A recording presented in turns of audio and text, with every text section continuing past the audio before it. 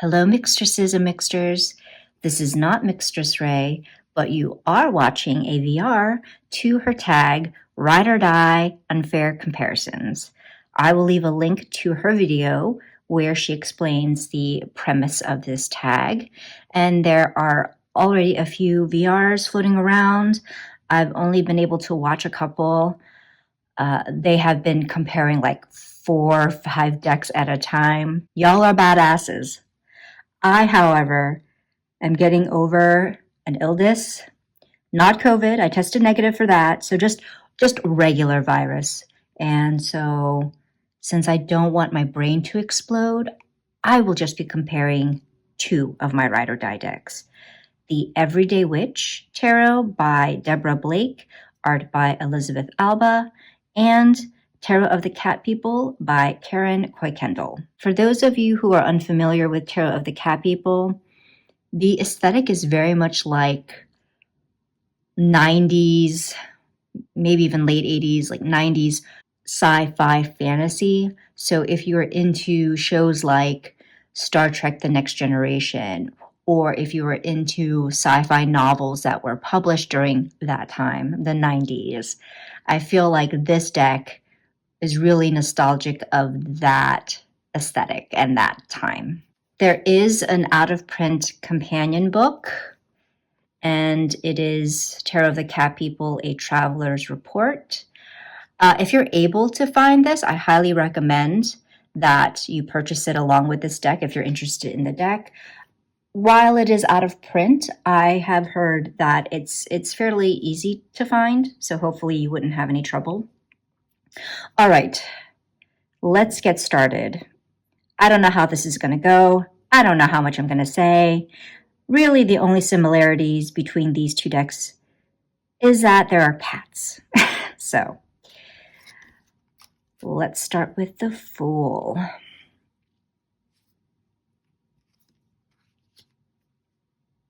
Magician.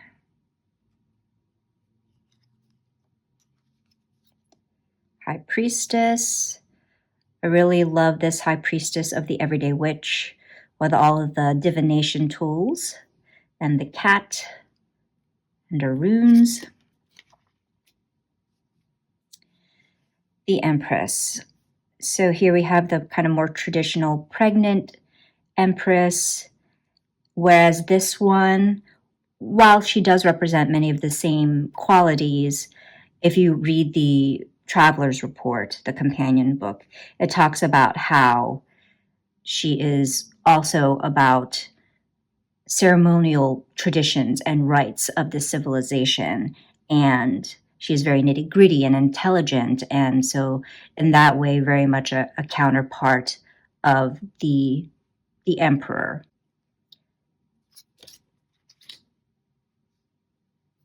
Emperor.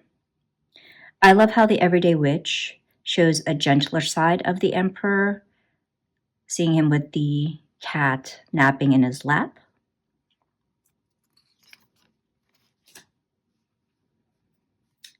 The Hierophant versus the High Priest.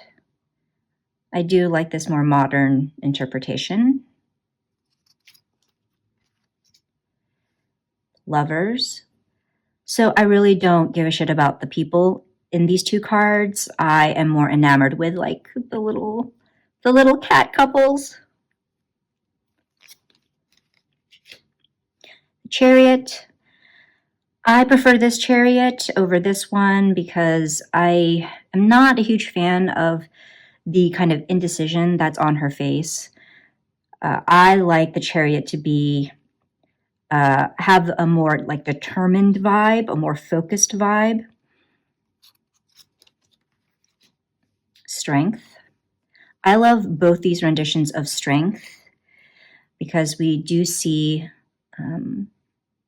the gentle nature of the card here with the lion. And the story behind this card in Tarot of the Cat People is that this woman, she is just, I believe, like some kind of just reclusive nomad, and yet she rides a cat, which in this civilization Only the knights ride cats, and it is considered to be a very honorable and a very revered ability to be able to make that connection with a cat, for that cat to allow them to ride them. So in order to foster that connection, you have to have this gentle bond, and you have to create this trust. And so you will see that she is the only figure other than the knights to ride a cat. The Hermit, one of my favorite hermits of all time. Wheel of Fortune. Justice. I love the cat in this Hanged Man. Very unbothered by the situation, just kind of chilling there and hanging out.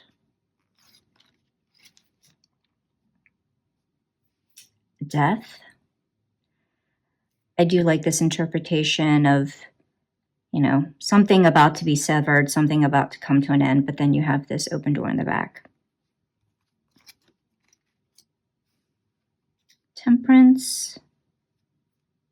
Again, another more kind of modern interpretation of balance. I love this more like crone energy, which is one of the big draws for me. And I've talked about this in my review of this deck, that this civilization is all about tradition and wisdom gained through age. So there is not this glamorization of youth and beauty. The Devil. I really hate this devil. It's just like child kidnapper, perp vibes. I just can't stand it. Love this tower.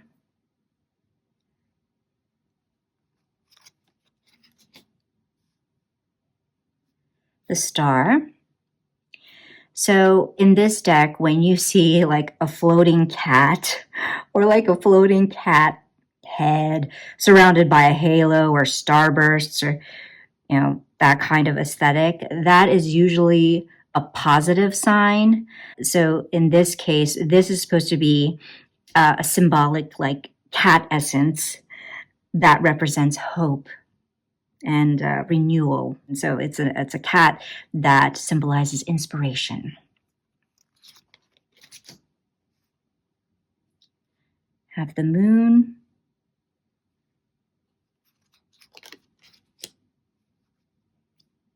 I definitely prefer this Sun over this one.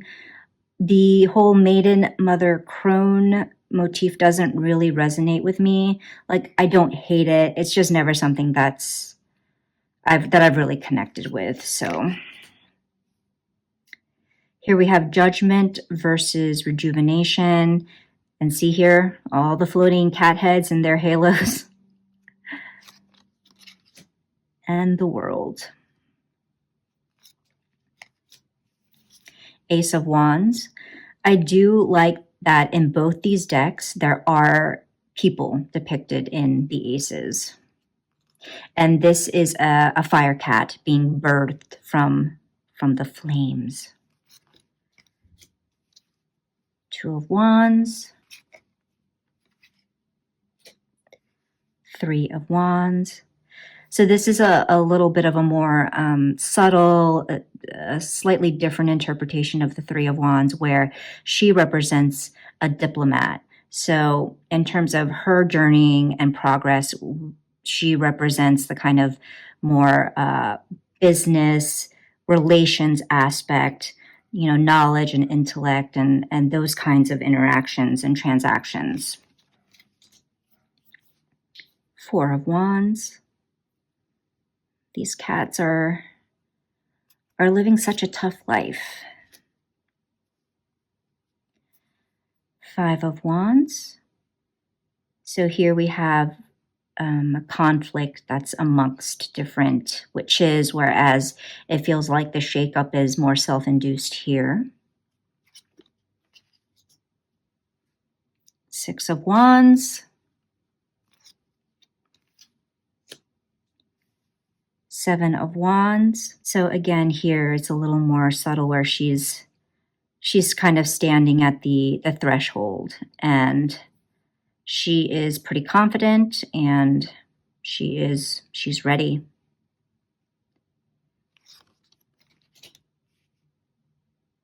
Eight of Wands. Nine of Wands.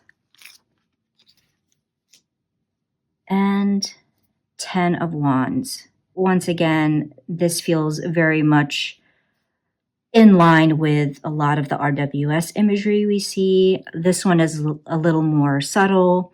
The story behind this man is that he has, made his conquest. He has risen to the top, but with that, with great power comes great responsibility. Did I just quote Spider-Man or something like that? I feel like I stole that from somewhere. I don't know, but you get what I'm trying to say. Page of Wands. Knight of Wands. So here we see the warrior riding his cat companion. Queen of Wands.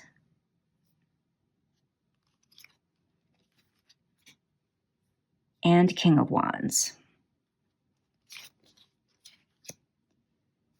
Ace of Cups. So this cat is not dead.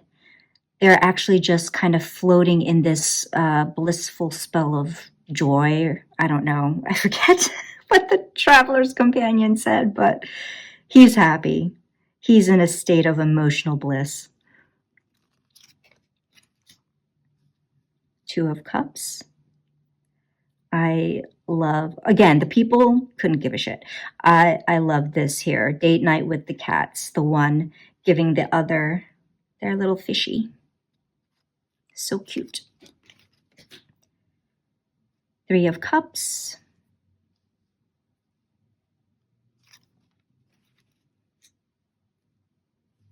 Four of Cups.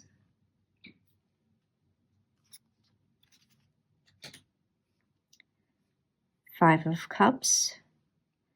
This is really interesting in that in Tarot of the Cat people, it takes it a step further to kind of show the kind of conflict between two people, the couple here. They're standing in opposite directions, and so there's just more to this kind of feeling of loss and conflict and separation. Six of Cups. So this is more of a, more of like a sadder nostalgia, self-reflective nostalgia than this rendition. Seven of Cups.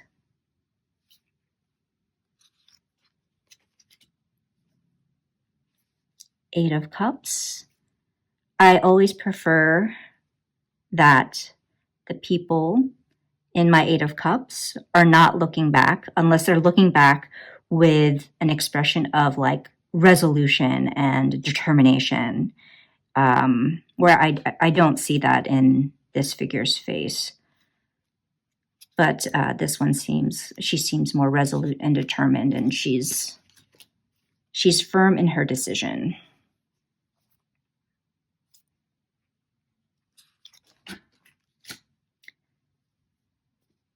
I love this Ten of Cups with all of the cats, the little cat family. Not as much a fan of this one. Page of Cups. Knight. Queen of Cups. Here we have a pregnant queen, which I don't see all that often, and I actually like when other cards in the deck, aside from the Empress, feature a pregnant person.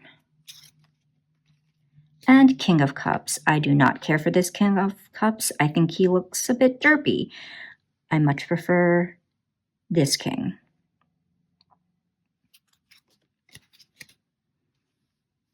Ace of Swords.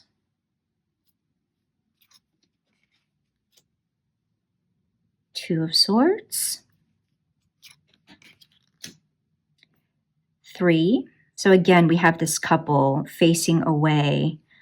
There seems to be that kind of sense of separation and loss, or some feeling of impasse. Whereas with this one, I've always loved this 3 of Swords. I've said this in previous videos. My kind of interpretation of this card, how I see it, is that, you know, this person has gone through the shits. This person has, that sounded terrible. This person has gone through a lot. And they've done their grieving, and they've wallowed in bed, journaling, feeling all the feels, but have come to a place where mentally they know they are ready to move on, that enough is enough. They've made some realizations about the situation. 4 of Swords.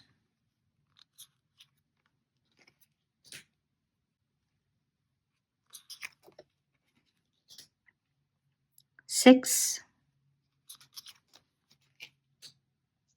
7. Again, just a little bit of a different interpretation.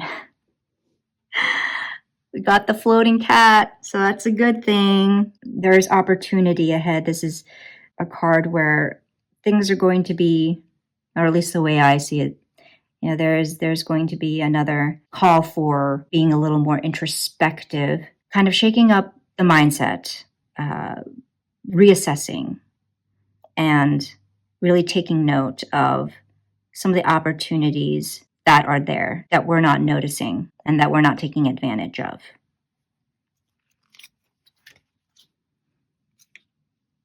Eight of Swords. 9 of Swords. And 10 of Swords. So an everyday witch, I do like this in that it is traditional of the swords in the back, and yet the witch is not completely down and out. They are reaching for their broom. You see the sun rising in the background. So it's not altogether hopeless. And same with Tarot of the Cat people. Again, you have the cat essence, floating head with the starbursts, signifying that there is hope and another beginning. Page of Swords. Knight of Swords. Queen of Swords. I love everything about this everyday witch queen. I love the crystalline throne she's sitting on. I love that she's holding a quill. I love that she has this crone energy, this wisdom about her. The scrolls, just all about clear-cut communication and wisdom and insight. I love her. King of Swords. Ace of Pentacles. 2 of Pentacles. 3.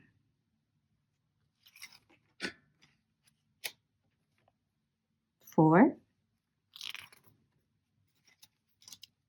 5. Floating cat spirit, once again signaling that all is not lost forever. 6 of Pentacles. 7. 8. 9. This is one of my favorite 9 of Pentacles.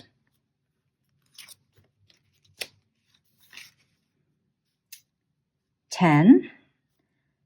Not really a fan. I much prefer the tens with all the cats. It's just me.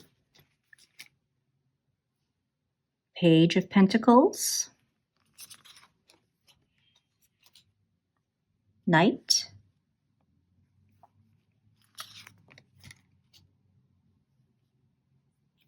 Queen. And finally, King of Pentacles.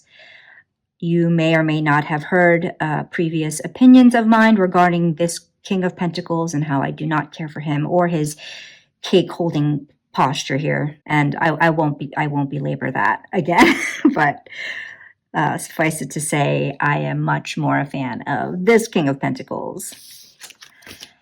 And there we have it. There is my unfair comparisons. I hope you enjoyed.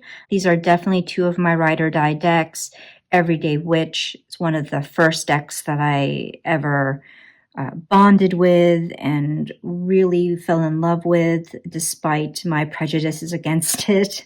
And I think that Tarot of the Cat People is a very underappreciated deck. Again, I love that it celebrates crone energy and wisdom, and that it's not all pretty young, fair-skinned people. So there's that. And of course, cats. Hope you all are doing well and are having a happy new year. Until the next time, much love and take care.